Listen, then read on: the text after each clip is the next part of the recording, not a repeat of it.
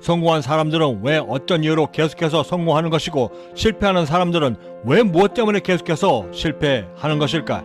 세상의 모든 것들이 그 각자만의 상태를 유지하기 위한 관성의 법칙이 적용되고 정지된 상태가 그 나태함으로 움직임을 유지하듯 무언가를 향해 계속해서 나아가려는 움직임 역시도 그들만의 관성을 유지하기 위해 지금껏 지녀왔던 그 속력과 방향성들을 끊임없이 유지하려 노력하는 것입니다. 성공과 실패 역시도 그 관성의 법칙의 힘을 빌어 각자만의 움직임을 유지하려 노력하는 것이고 그 성공과 실패를 극명히 가르는 어김없는 그 움직임의 중심에는 내가 얼마나 나의 꿈에 집착해낼 수 있는가에 대한 집중력의 정도가 간절히 놓여져 있는 것입니다.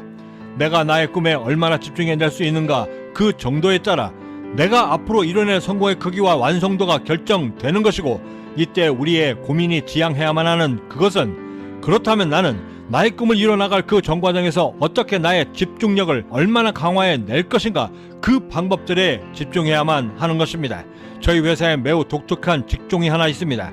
이름하여 회의 조정관. 이 부서는 각 부서의 회의 안건들을 취합하는 것이 주 업무인데 공통된 안건들을 통합하고 즉시 혹은 조직 전체에 미치는 영향이 큰 안건들과 그렇지 않은 안건들을 분리하며 이전 회의에서 이미 다뤄졌거나 회사 내에 이미 시행하고 있는 안건들을 반려하는 등의 일을 하며 다음 회의 시간대까지 그 안건들을 조율하고 통합하는 과정의 일들을 주 업무로 하고 있습니다. 표면적으로는 회의 안건들을 조정하는 것이 주 업무 같지만 실질적으로는 회사 내 그리고 조직원들 간의 시간들을 최적화하여 비효율적인 회의 진행으로 인한 피로감을 최대한 억제하고 기름기를 완전히 제거한 상태에서 회의 시간에 집중하게 함으로써 이렇게 결정된 회의 안건들을 들고 각자의 자리로 되돌아가 그 연관성과 연계성을 따져 온전히 일에 집중해낼 수 있도록 만들어 보다 나은 성과를 창출해내도록 도와주는 것인데 이 모든 전과정의 그 중심에는 조직별 각 개인별 그 각자가 자신의 일에 온전히 집중해낼 수 있도록 그 집중력을 극대화 향상시켜주는 노력들이 숨겨져 있는 것입니다. 이 아이디어의 발단은 일에 대한 집중력을 어떻게 하면 끌어올려 극대화할 수 있을까? 라고 하는 지극히 제 개인적인 고민에서부터 출발하였고 수십 번의 시행착오와 많은 노력의 과정을 통해 얻게 된 그 결과물들을 재정립하고 확장하여 이렇게 충족된 제 개인적인 성과를 뛰어넘어 조직 전체까지 확대 적용한 거의 완벽에 가까운 성공 사례들 중에 하나로 평가되고 있는데 이 단계에 이를 때까지의 성공을 향해 첫발을 떼며 우리가 가장 첫 번째로 해야만 하는 그 일은 나의 집중력이 얼마나 어느 방향까지 유지가 가능한지를 매우 엄격한 잣대로 내 스스로 측정해내는 것부터 시작이 되는 것입니다. 그런데 이때 우리가 반드시 유념하며 준비해야만 하는 마음의 자세는 테스트되는 모든 과정에서 나의 집중력은 무아지경에 이른 상태여야만 한다는 것이고 이때 무아지경이라 함은 그 고도로 어떤 일에 집중된 상태에서 나의 존재조차 망각이 되어 지금 하고 있는 행위조차도 어떤 것인지조차 가늠이 안 될 정도로 몰입된 그 상태의 이름을 일컫는 것인데 카페인 중독에 가깝지만 일에 집중하고 있을 때는 커피포트에 물조차 올려놓지 않고 커피를 멀리했던 저의 이유가 일에 잠시만 몰입만 해도 올려두었던 커피포트를 순식간에 잊어버려 커피포트의 물을 다시 끓여야 할 때 그 물리적인 전기요금의 손실은 물론이고 더욱이는 자리에서 일어나 커피포트에까지 다시 걸어가는 그 시간 그리고 자리에 다시 되돌아와 또다시 집중해 들어갈 때까지의 그 비효율적인 시간들을 계속해서 낭비하지 않도록 하기 위한 저만의 극약 처방인데 이 모든 것들을 감수하고서라도 지켜내야만 했던 바로 그것은 무아지경의 집중력이 계속해서 유지돼야만 했던 저의 절박했던 성공에 대한 갈증이었습니다. 그 절박한 마음으로 나의 집중력을 테스트할 때 한 가지 더 주의해야 할 점은 그 테스트의 종목이 반드시 성공을 향한 종목일 필요는 절대 없는 것이고 오히려 사소한 것부터 시작하는 것이 더 효과적인데 예를 들어 평소에 내가 책과는 담을 쌓고 있는 상황에서 이제부터 성공해야겠다라고 하며 과도한 의욕에 급 첫 페이지를 펼쳐내며 그때부터 나의 집중력을 테스트한다거나 혹은 영포자인 내가 단어장들을 펼쳐두고 나의 집중도를 테스트한다라고 하는 것은 나의 집중력을 온전히 끌어내어 테스트하지 못할 뿐만 아니라 오히려 성공하겠다라고 하는 최초의 나의 결심까지도 깊은 상처를 줄 수밖에 없는데 이를 방지하기 위한 최적의 선택은 이제껏 내가 해왔던 일들 중에서 온전히 무아지경의 집중력을 쏟아낼 수 있는 그 일을 선택하며 먼저 나의 집중력을 검증해내는 것입니다. 이때의 테스트는 그것이 게임이든 평소 취미였던 나무를 이용하여 뭔가를 만들어내는 일이든 상관없이 내가 완전히 몰입하여 집중해낼 수 있는 일이라고 한다면 그 어떤 것이든 상관없고 일정 시간 동안 다른 사람들의 방해를 받지 않는 상황에서 할 수 있는 거라고 한다면 그 무엇이든 상관없이 선택하여 나의 집중력을 테스트하고 검증해 내야만 하는 것인데, 이때 설사 그 일들이 주위에서 환영받지 못하고 왜 그걸 하느냐, 돈도 안 되는데 왜 하필이면 그걸 하느냐라고 핀잔을 듣는 상황일지라도 우선은 신경 쓰지 말고 먼저 시행하는 것이 그 무엇보다도 중요합니다.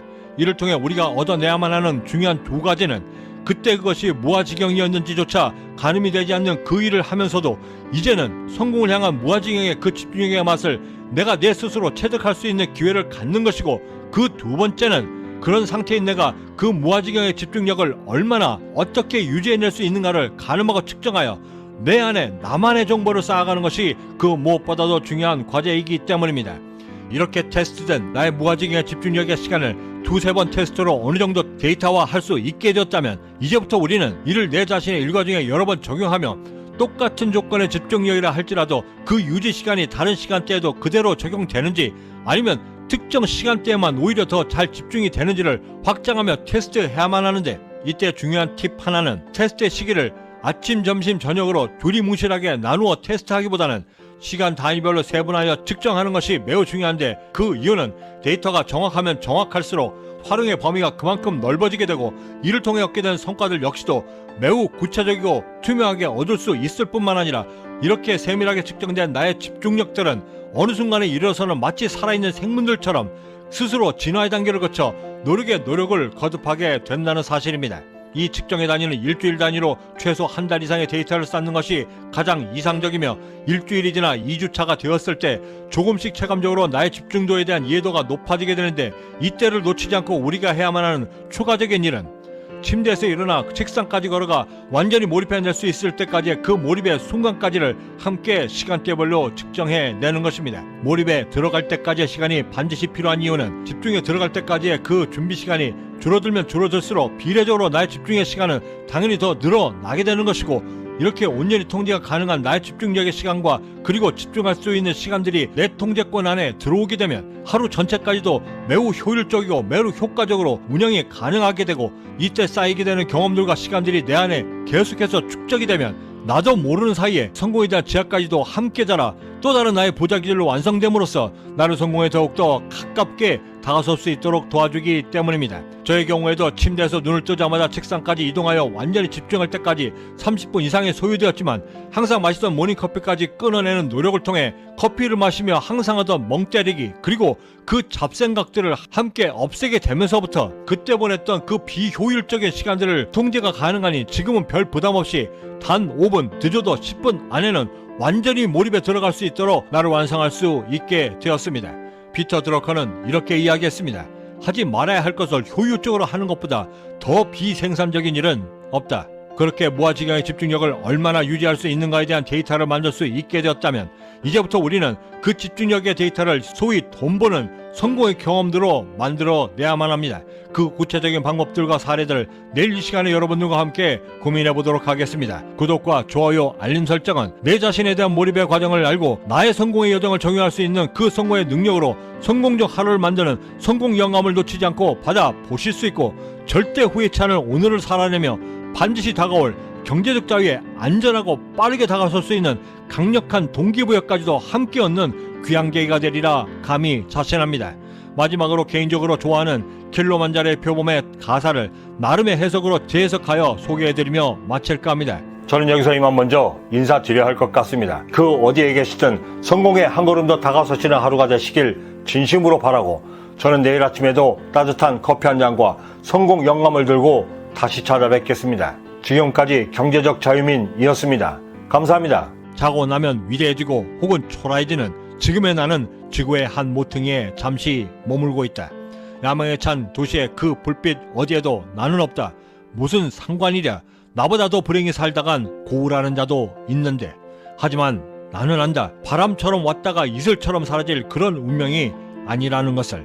한 줄기 연기처럼 가뭇거림 없이 사라진다 한들 내가 산 흔적일랑 남겨둬야지. 나는 빛나는 불꽃으로 살아 타올라야겠다. 왜 그렇게 높은 곳까지 오리려 그리 애쓰며 사는지 묻지를 마라. 아는 이 하나 없으면 또 어떠하리. 나는 그저 화려하면서도 쓸쓸하고 그러면서 가득 찬 마의 열정에 건배하면 그뿐. 사랑이 외로운 건 운명을 걸기 때문이고 성공이 외로운 건 제 아무리 힘들어도 한 가닥 불빛으로 남으려 애쓰기 때문이다. 나는 오늘도 결심한다.